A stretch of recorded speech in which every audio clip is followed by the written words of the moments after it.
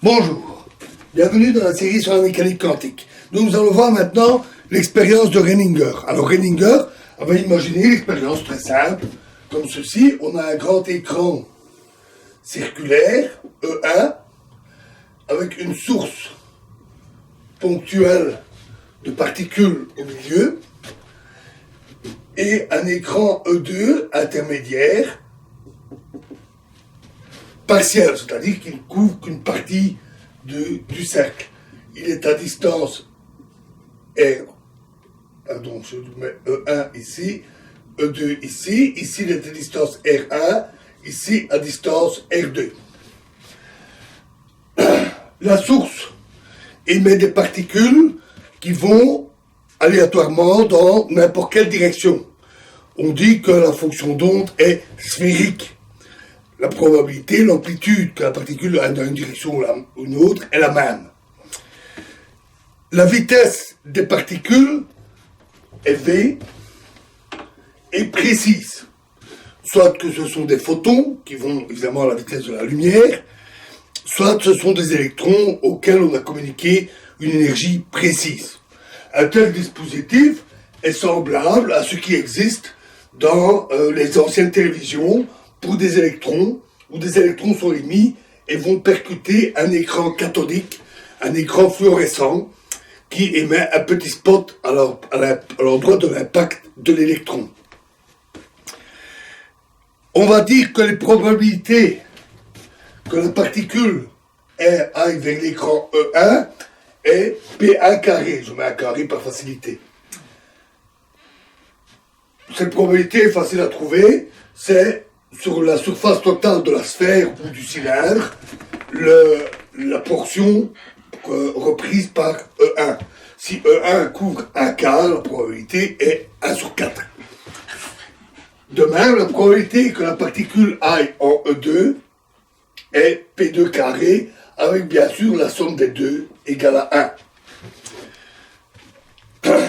Initialement, l'état de la particule est E1, où E1 signifie particule se dirigeant en direction de l'écran E1, fois P1, bien sûr l'amplitude, plus P2 fois E2, qui est l'état, la particule se dirige vers l'écran E2 en évitant l'écran E1.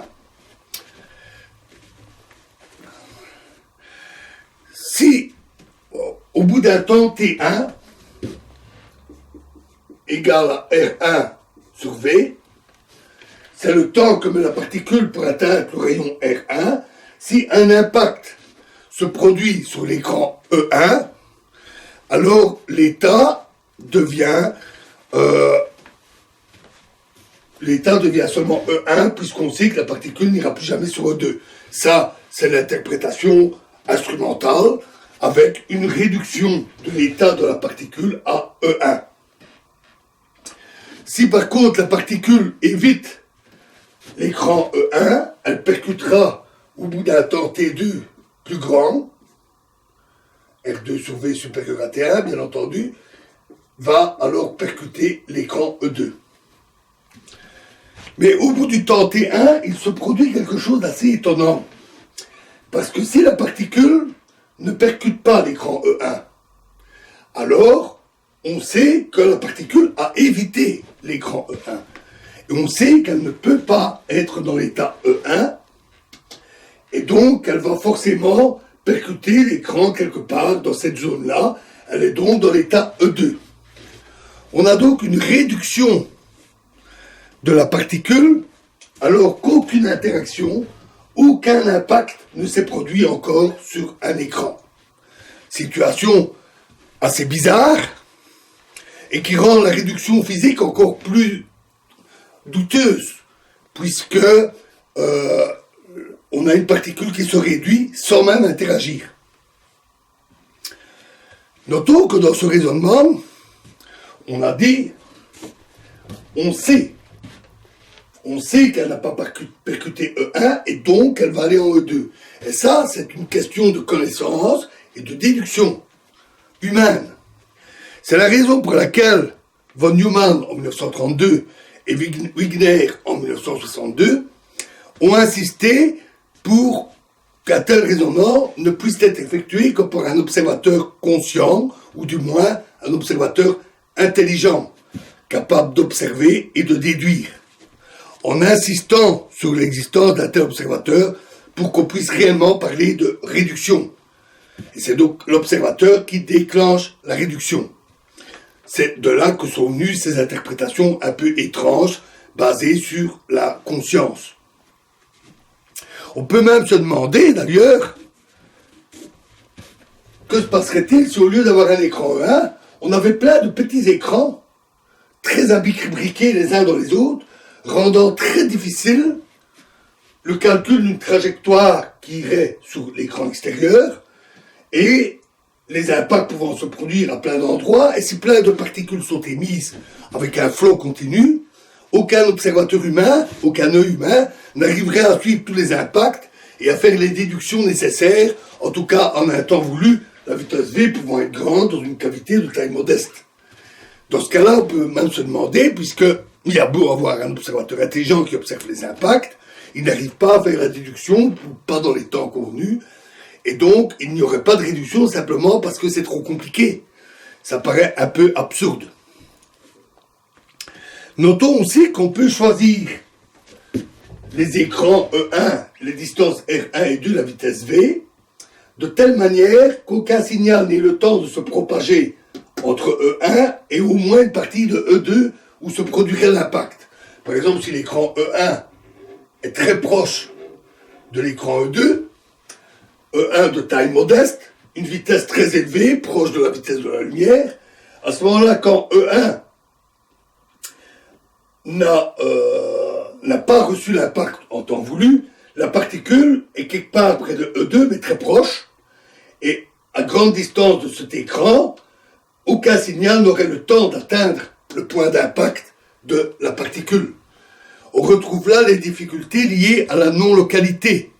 Comment pourrait-il y avoir réduction avant l'impact si même aucun signal ne peut se propager pour informer la particule que l'impact n'a pas eu lieu sur E1. Alors, venons-en maintenant à l'interprétation des états relatifs. C'est en fait très facile. Alors, notons par une astérisque l'impact. Donc, on va noter particules ayant impacté E1 par astérisque E1. Et de même, astérisque E2 pour un impact sur l'écran E2.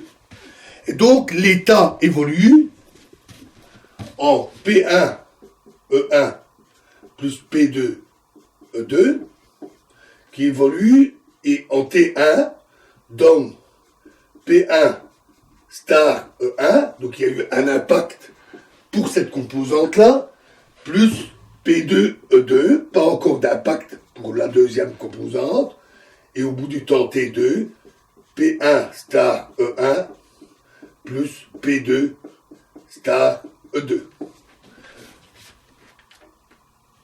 Il n'y a plus de réduction, et ces états doivent s'interpréter par les états relatifs. Plus aucun problème. On a juste un état superposé, et c'est tout. Il n'y a plus aucun mystère, parce qu'on n'a plus fait intervenir la réduction. C'est la réduction qui pose problème, et qui donne des choses passablement étranges. De plus, on n'a même pas besoin d'un être humain. C'est l'évolution des tas de particules dans l'enceinte, et c'est tout. On n'a pas besoin d'un être humain. Introduisons un être humain pour voir ce qu'il observerait, ce qu'il constaterait.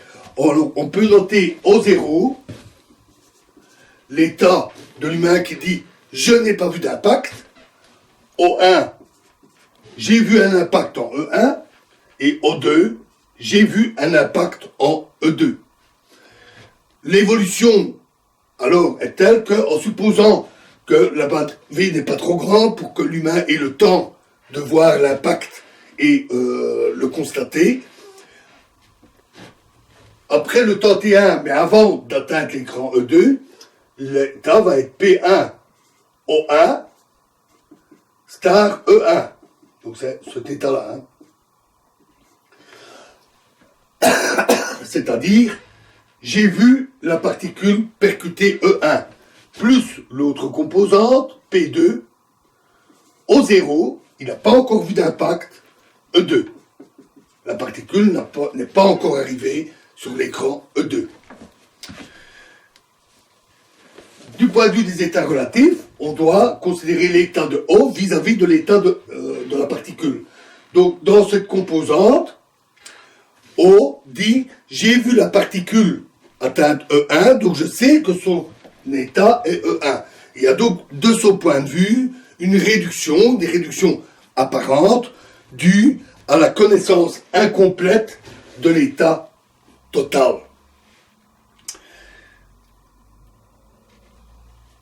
Du point de vue de l'autre composante, O dit « je n'ai pas encore vu d'impact ». Il n'y a pas, normalement, de réduction. Oui, mais il sait, de par l'expérience qui est menée, ce qui est réalisé, il sait qu'il aurait dû y avoir un impact en E1 si l'état avait été E1. Donc il en déduit, c'est une déduction, il en déduit que l'état doit être E2. Donc il estime qu'il y a réduction dans l'état E2. Mais c'est une réduction, on pourrait dire, épistémique. C'est une connaissance épistémique. C'est parce qu'il connaît l'expérience, il sait que la particule est émise dans un état superposé, c'est-à-dire avec une direction parfaitement aléatoire, et donc il fait une déduction à partir de ses connaissances pour dire que ça doit être E2. Et le mystère de cette réduction qui se produit sans interaction est simplement une confusion entre cette connaissance épistémique et une réduction apparente qui se produirait avec un véritable impact et une mesure.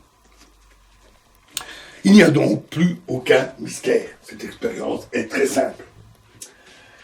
Voilà. Alors, dans la prochaine vidéo, nous verrons également une expérience très simple parce que nous avons déjà parlé d'une partie de ce phénomène. Nous parlerons de l'expérience du choix différé de Wheeler. Je vous remercie.